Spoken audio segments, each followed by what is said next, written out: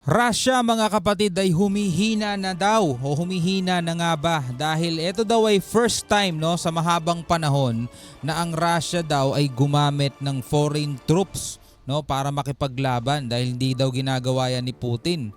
Ibig sabihin daw nito mga tol ay desperado na si Putin mga kapatid kaya talagang humingi na siya ng tulong dito sa North Korea. At ang reklamo naman ngayon ng Ukrainian President na si Volodymyr Zelensky, mga tol, ay wala daw ginagawa ang Western allies niya sa nangyayari ngayon. Kumbaga walang reaksyon, walang nangyayari. Wala silang hakbang para pigilan etong papalapit na nga na North Korean troops. Ang sabi rito, the US says that the North Korean troops are gathering in the Russian region of Kursk. They are about to be deployed in Ukraine. Ukrainian President Volodymyr Zelensky has accused the West of doing nothing to stop the North Koreans, mga tol. Yan ang sabi mga kapatid. Panoorin natin to, bigyan natin to ng reaction video mula rito sa first post mga kapatid. Samahan niyo ako, pwede rin kayo magbigay ng inyong saloobin, ng inyong komentaryo sa comment section sa ibaba. Huwag niyo kalimutan mag-subscribe mga kapatid. Pa-click na rin po ang notification bell para ma-notify kayo pag may mga bago tayong reaction video tulad nito.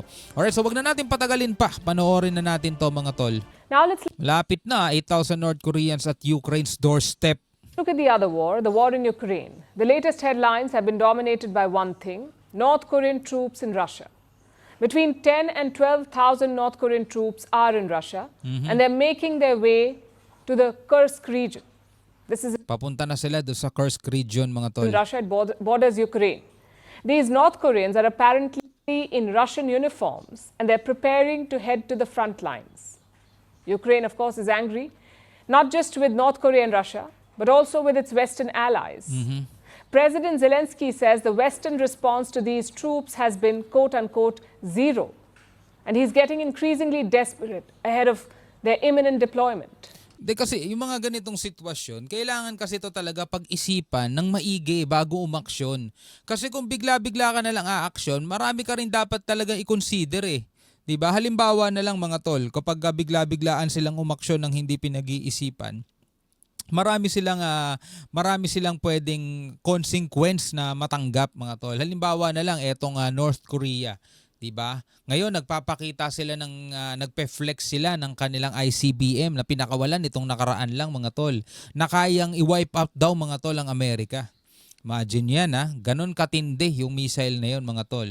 So dito ngayon, maraming iniintindi itong Western allies nila. Halimbawa na lang Amerika. Meron na silang gera dito sa Israel. Tapos eto pa sa Taiwan, 'di ba? Ngayon eto sa Ukraine mga tol. Talagang malaki ang hinaharap ngayon ng ating mundo, no? Here's our report. Putin is checking the reaction of the West. Putin is checking the reaction of NATO countries. Putin is also checking the reaction of South Korea. And then if nothing happens, and I believe that the reaction that is there today is nothing, it is zero, Zero reaction. then the number of Korean soldiers will be increased on our soil.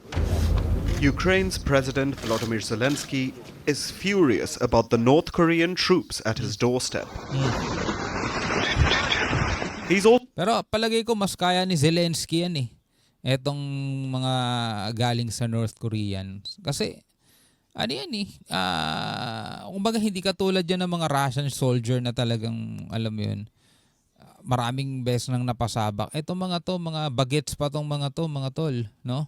Tapos nakakulong lang yan dun sa bansa nila. Kumbaga ngayon na sila nakakita ng outside world.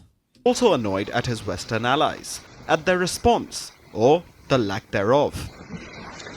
Zelensky says that the Western response to North Korean troops in Russia has been zero. The West, though, says it's monitoring the situation as it unfolds. We now assess that there are some 10,000 North Korean soldiers in total in Russia. And the most recent information indicates that as many as 8,000 of those North Korean forces have been deployed to the Kursk region. We've not yet seen these troops deploy into combat against Ukrainian forces, but we would expect that to happen in the coming days. The U.S. So hindi pa nagkakaroon ng labanan, pero yun na nga yung inaasahan nilang pwedeng mangyari sa mga susunod na araw. provided this update yesterday. in Russia. Our assessment is that Putin's forces have trained these North Korean soldiers in artillery operations, UAV operations, and basic infantry operations, including trench clearing. The Kremlin has also provided these DPRK troops with Russian uniforms and equipment. And all of that strongly indicates that Russia intends to use these foreign forces in frontline operations in its war of choice against Ukraine. This has upset North Korea's greatest rival, South Korea. South Korean officials were in the US yesterday to work out a strategy to counter the North Koreans. So na bad trip, no? Yung South Korea, mga tol. But the US seems to be downplaying the situation.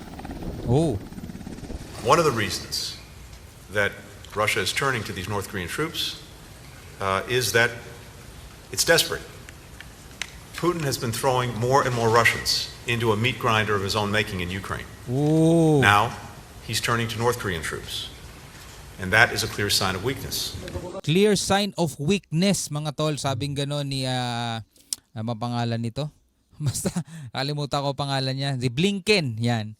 Ito daw ay clear sign of weakness. Talagang makikita mo na mahina na ang puwersa ni Putin, mga tol. Napakalaki nitong bansang to, no? Pero mukhang hindi nasasapat ang kanyang mga sundalo, kaya nag-import na, no? At mula sa North Korea ang kanyang napili. Kasi kaalyado niya yan, di ba? Washington says that this is the first time in 100 years that Oh, first time in 100 years, mga tol. Unang beses, no, sa loob ng 100 taon na ang Russia is gumamit ng mga foreign troops para makipaglaban sa laban nila, no? Weakness.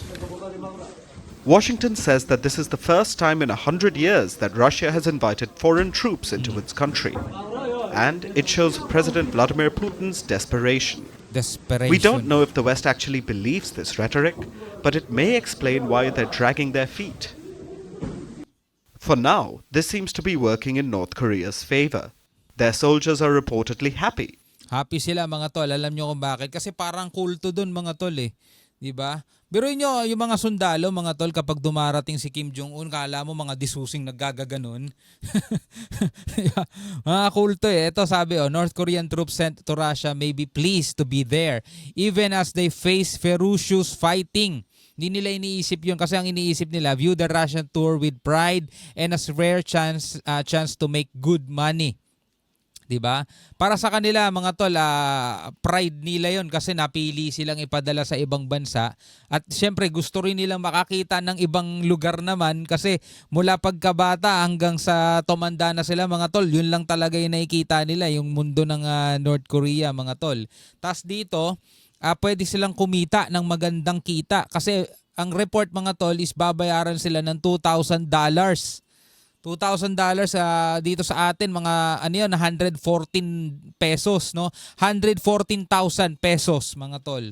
No, 100,000 mahigit, no?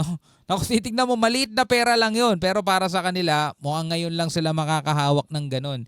Na hindi na nila iniisip kung ano yung pwedeng mangyari sa kanila, no, sa labanan na yan.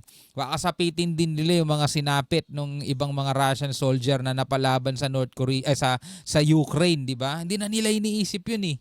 They've been chosen for a special mission. Oh. They get to visit a foreign country. And reports say that they will be paid a fortune compared to their normal wages. Ayan, no, tingnan mo, mas malaki pa doon sa kinikita nila doon sa North Korea. Biruin mo, $2,000 per month, mga tol. Maliit yan, eh. $2,000 per month, maliit yan, mga tol. Diba? Sa isang regular na nagtatrabaho na medyo maganda-gandang trabaho, dito sa Pilipinas, kumikita ng 6-digit a month. Pero hindi ka malalagay sa peligro na katulad nito, mga tol. 'Di ba? Dito isang araw ka lang diyan, baka tapos ka na, hindi ka naaabot ng isang buwan, eh. May posibilidad na gano'n, pero hindi na nila iniisip 'yun, eh. The cost will be borne by Russia, and most of it will end up in Kim Jong-un's treasury.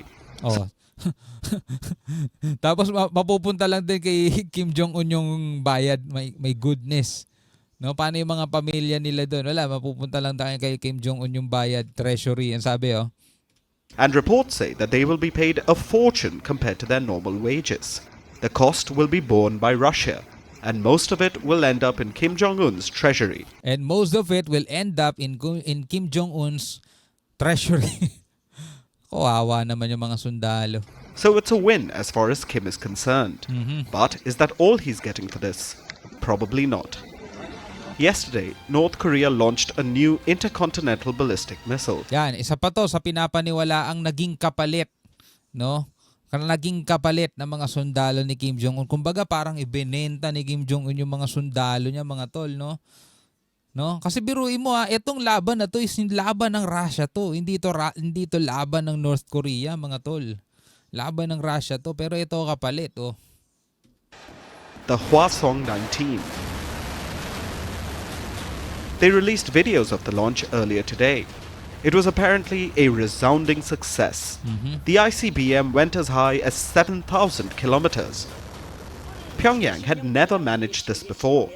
The missile also flew for 86 minutes. Diba? Hindi daw nila nagagawa yan dati kasi kita naman natin lahat na napapalipad nila bumabagsak agad eh. Another record.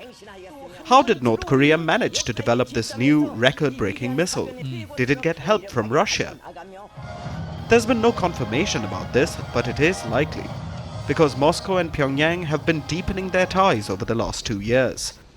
So North Korea's troops could be a form of payment for advanced Russian rocket technology. Yeah, kapalit laruan ni Kim Jong-un. Mga tingin ni Kim Jong-un dyan, mga laruan niya eh. Diba? Mga laruan niya yung mga yan. And ties between the two nations are not limited to just the military.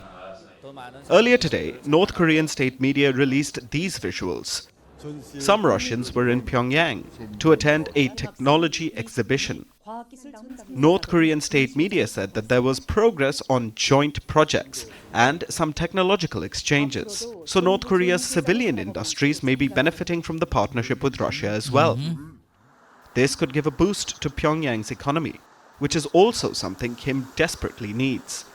On the whole, North Korea has a lot to gain from Russia, and 10 to 12,000 soldiers may be a small price for Kim to pay. Grabe.